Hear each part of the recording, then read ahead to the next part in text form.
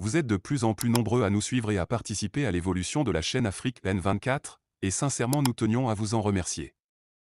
Nous lisons tous vos commentaires qui enrichissent le débat et vraiment nous vous demandons de nous soutenir, en aimant les vidéos pour une large diffusion, et pour continuer à avoir une ligne éditoriale indépendante, et vous proposer de nouvelles émissions toujours de plus en plus enrichissantes. Ne restons pas passifs, soyons actifs. Merci et à bientôt. CEDEAO. La température monte. Autorisation donnée au Burkina Faso et au Mali d'intervenir en cas d'agression sur le sol nigérien par les militaires au pouvoir. Les autorités en place au Niger ont accordé la permission aux pays voisins, le Burkina Faso et le Mali, d'intervenir sur leur territoire en cas d'agression. Ces deux nations limitrophes ont une nouvelle fois averti la CEDEAO de toute éventuelle intervention militaire contre les nouvelles autorités ayant renversé le président Bazoum le 26 juillet. Les ministres des Affaires étrangères du Burkina Faso et du Mali, Olivia Rouamba et Abdoulaye Diop, ont effectué une visite à Niamey le jeudi 24 août, où ils ont été reçus par le nouveau dirigeant du Niger, le général Abdourahmane Tiani. Les pays voisins du Niger ont salué la signature d'ordonnances permettant aux forces de défense et de sécurité du Burkina Faso et du Mali d'intervenir sur le territoire nigérien en cas d'agression. Cette annonce a été faite dans un communiqué lu par Oumarou Ibrahim Sidi, le secrétaire général adjoint du ministère des Affaires étrangères nigérien, à la suite de la visite. Sur le plan sécuritaire, les trois ministres ont évoqué les menaces terroristes et de l'extrémisme violent au Sahel, en Afrique de l'Ouest et particulièrement dans les trois pays frontaliers.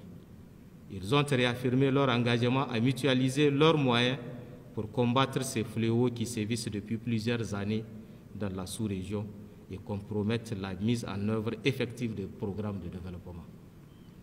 Saluant les différentes initiatives en cours pour combattre ces fléaux et l'appui opérationnel apporté par divers partenaires dans ce cadre, ils ont insisté sur la nécessité de renforcer les mécanismes de coopération, d'échange de renseignements et d'opérations conjointes en vue d'être plus efficaces face à l'action des groupes terroristes.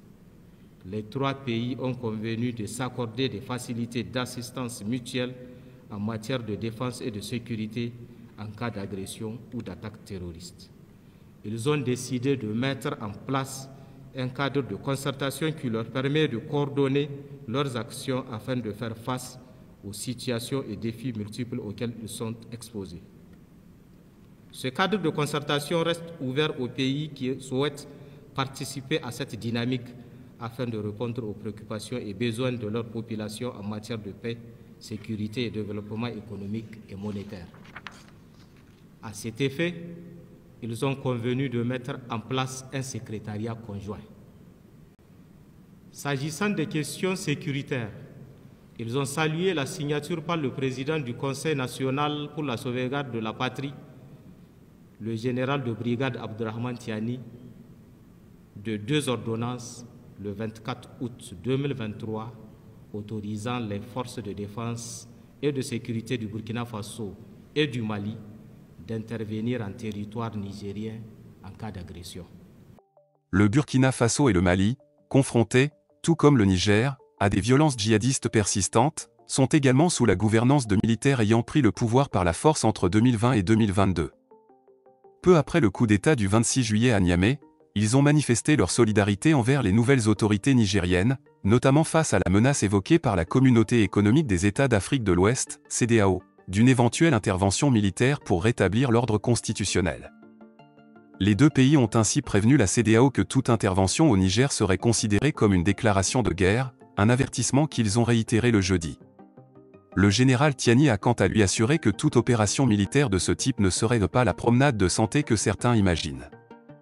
Pendant qu'une délégation de la CEDEAO se trouvait à Niamey pour trouver une solution pacifique à la crise, le général Tiani avait évoqué la possibilité d'une transition de 3 ans maximum avant de rendre le pouvoir aux civils. Toutefois, la proposition des nouvelles autorités a été jugée inacceptable par la CEDEAO, qui continue de réclamer le rétablissement du président Mohamed Bazoum dans ses fonctions. Alors que l'organisation ouest-africaine explore des solutions diplomatiques pour atteindre cet objectif, elle maintient la menace d'une intervention militaire. Likez la vidéo si ce n'est pas déjà fait. Laissez aussi votre point de vue en commentaire. Abonnez-vous et cliquez aussi sur la petite cloche de notification pour ne rien rater de nos prochaines vidéos. N'oubliez pas de partager aussi la vidéo et de la liker.